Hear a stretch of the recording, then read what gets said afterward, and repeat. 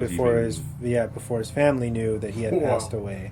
Whoa. So heavy stuff. So she was getting calls from people asking her if it was true Before she even before the police informed her. That is really scary, man.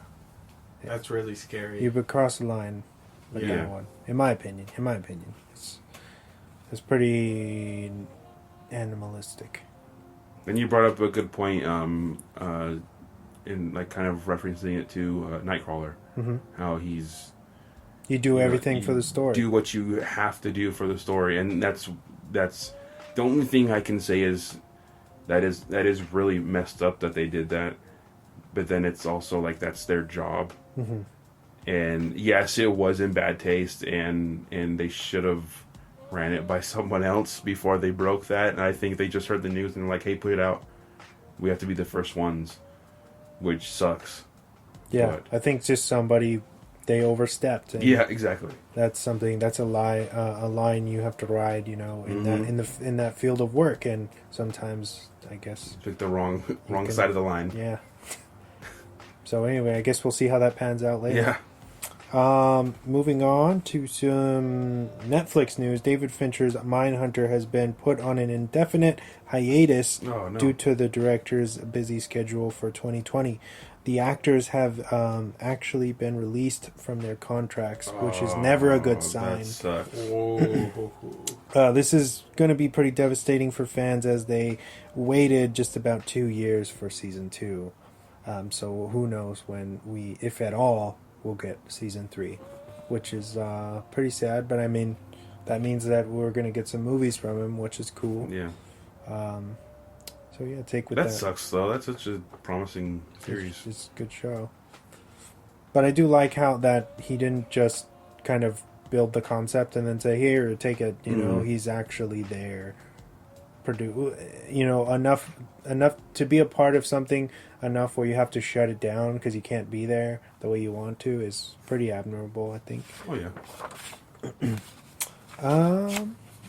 What else? Robert Rodriguez, since we're doing the faculty screening, and some new news about him, he has a brand new film called Red 11, which is going to premiere on Tubi this summer. Oh, nice. The director made the film on an impressive $7,000. Wow. Which is not even microscopic. Yeah, that's crazy. It's not free. Right. He walked outside and shot a movie, pretty much. Yeah. I guess he wrote the script with his son. Oh, cool. Much like some of their other. I know he did Spy Kids for his kids and Shark Boy and Lava Girl. His son wrote that screenplay as a child, and then he developed the movie. That's cool. It's pretty amazing that they have that relationship. I'm pretty jealous. Shout out to Robert Rodriguez.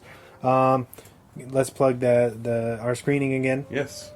We're going to be showing the faculty 21 years of a sci-fi body horror film. Yeah. Classic. Not everybody thinks that because we got some haters on the comments now. I don't know. I guess nobody's seen it but me yet. But go check that out. Really? Yeah. Fuck you guys. Fuck you guys. No, but yeah. It's your opinion. Your opinion is your opinion, but fuck you. It's a fun movie, and I can't wait to do it. February 6th. Yeah. Digital Gym. If you're in the San Diego area, come check it out. It'll be screening at 8 p.m. You'll want to get there early. You can cop your tickets at thedigitalgym.org under tickets and showtimes. February 6th. Make sure you do get those tickets because our screenings, as of late, have been selling out or getting full. Pretty happy about that. Pretty quickly. And we will have our some merch online store. Yeah. A Pin-Apart will be there set up. We're going to set up shop. We'll have some, not only the merch that you know from the web store, but also some custom inspired merch. Oh, yeah. For the faculty. Yes. And my last piece of news, Konami is rumored, and this is just a rumor, so don't get all crazy out there. They're going to have 2 new Silent Hill games in development.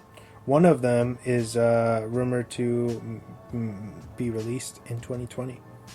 So I guess the first concept is a soft reboot of the series, and the second one would be a more episodic series in the vein of Telltales. Ooh, okay. Oh, that's cool. Batman or Yeah. The Walking The Walking Dead, yeah. which is fun because they're like mini game type of, I love those games because it's like highly cinematic, Yeah. where anybody can play them. And it's cool to with those Telltale games. They're like every choice has a different story. There's always a different ending. Yeah, you can, the replay value is so Yeah. high. Whatever. And Silent Hill I think would be a great property to kind of take advantage of that. Yeah, that'd be amazing. And now it's time for the weekly recommendations. All right, back to you, James. All right. So these wrecks are going to be wrecks that I've wrecked before in the past. Wrecking Wreckers Wreck. Yes. So my first one is Altered Carbon, the first season. Check it out. I thought Joel Kinnaman was probably one of his best acting roles. Okay. In this show. It sucks that he's not coming back for the second season. Anthony Mackie is, so I'm excited to see him play the main lead in this. But check that out. If it's a sci-fi Blade Runner crime mystery set in the future, check that out. It's fun. Yeah. And then my second one, since you brought up Mel Gibson, Don't tell me Passion of the Christ. Bro. no. I didn't watch that movie. Too much reading. Sorry. It is Bloodfather. I've read that before with him. I thought that he's really good, surprisingly really good in that movie. He plays a recovering alcoholic druggie who's trying to save his daughter from the Mexican cartel. Sounds like Rambo ripped that off. Oh. Just kidding. Am I kidding? Out. I don't know. Diego Luna is actually in that movie. Yeah. Really? Yeah, he is. Questionable. out. Questionable. Was that biased? I do not know. Yeah. Have you seen Drag Across Concrete? You should check that I one want to out. watch that one. That one looks actually really good. I know you've have it. told me It's to great. watch that one Yeah. a million times. It's great. Especially if you like him. I believe it's on. Is it on like HBO or something or Showtime? If it is, I don't have Showtime. I don't think I didn't see it on HBO. I think it's on some Maybe it's on streaming Showtime. service. You should check it out. It's really good. Yes, I will. You haven't seen Brawl and Cell Block? You gotta watch all those guys' movies. You watched Bone Tomahawk. Right? Yeah, I remember I texted you after I watched. I was like, bro, that movie is fucking. Like the first and only horror western. It's so amazing. We have to do an episode of that. That'd be so cool. But yeah, check those two out if you want to. Heck yeah. Diego, what do you got? I have two today. Alright. Since it's almost Oscar week, Almost, yeah. I wanted to recommend The Square, which is a Ruben Östlund, I'm probably butchering his last name, movie. But if you haven't seen or heard of The Square, it's a Swedish film based in Stockholm about an art museum, and Elizabeth Moss comes out in it, and also Terry Notary, who did a couple work with Planet of the Apes. Okay. So Nice. he was motion captioning for Planet of the Apes, and he has an infamous scene, which I think a lot of people may have seen, the dinner, the banquet with him playing an ape, and it's a really disturbing scene. So if you want to see the most awkward scene, I think in recent film, go check it out. All right. Square. It's a really taking back film. And then the next one is kind of, again, hitting the more disturbing thing, genre, Happiness, which was released in 1998. It was directed by Todd Solondz. It starred Dylan Baker, Philip Hoffman, and also Elizabeth Ashley. So it was a great cast. I believe you guys dared me to watch a Serbian film, and it was It wasn't that special, but I mean, this actually caught my attention because this was one of the movies they recommended that I see too, and so I thought it was a really good step up. It's a good movie, but it touches on the same subjects that a Serbian film does, not to an extreme that they go to, but it's a really disturbing movie. And if you have the stomach for it, watch it. If you don't watch it. But at least even watch the reviews on it too. Since you're so keen on watching these disturbing movies, you should watch. I think it's a French film called Raw. Raw. Oh yeah, RAW. Check that out and let me know what you think. I might have to, man. Challenge accepted. There's something wrong with me mentally. You said it. Yeah. Not me.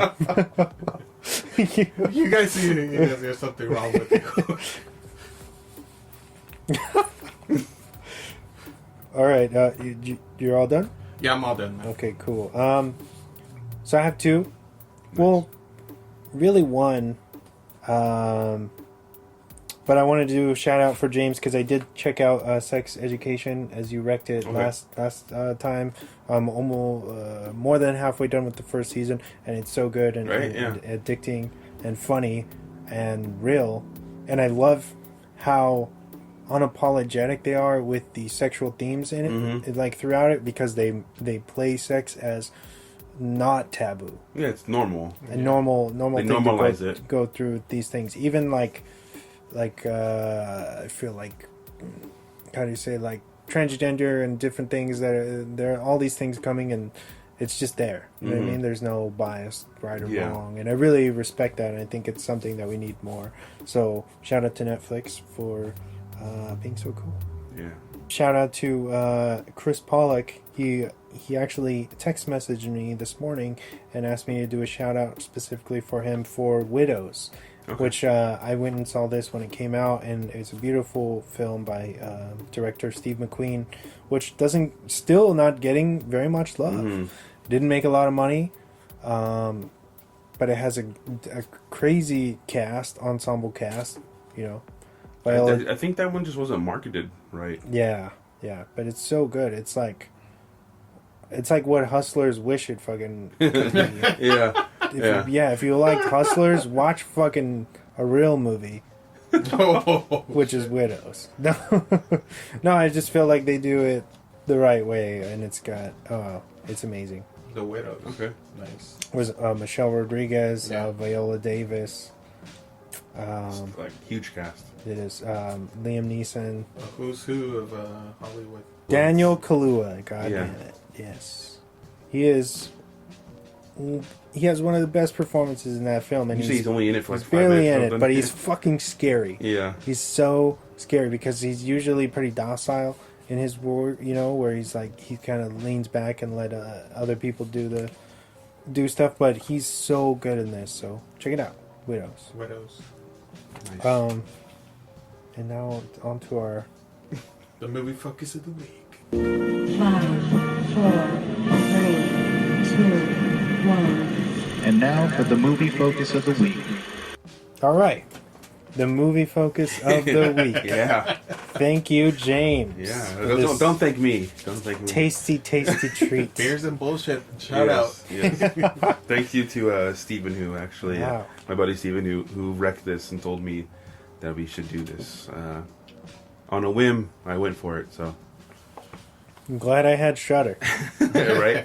So we could watch this together. And we got to watch it together. That was cool. Tammy and the T-Rex is rated R because we got to watch the gore cut. Yeah. For anybody who's never seen this before, but you probably haven't. It was originally PG-13 film aimed at, I don't know, kids. I don't know who this What was kind of aimed kids? at. I guess. It's an hour 22 minutes. This gore cut was barely released November of last year. Mm-hmm. They actually did kind of a brilliant marketing thing where they did like a pre-order for Black Friday. Okay. And it's fucking sold out. So they sold their units, which is amazing for a movie like this. Yeah. to be honest. Not to throw shade, but I'm like, whoa. Finishing this, I'm like, oh, that's just got some major problems here.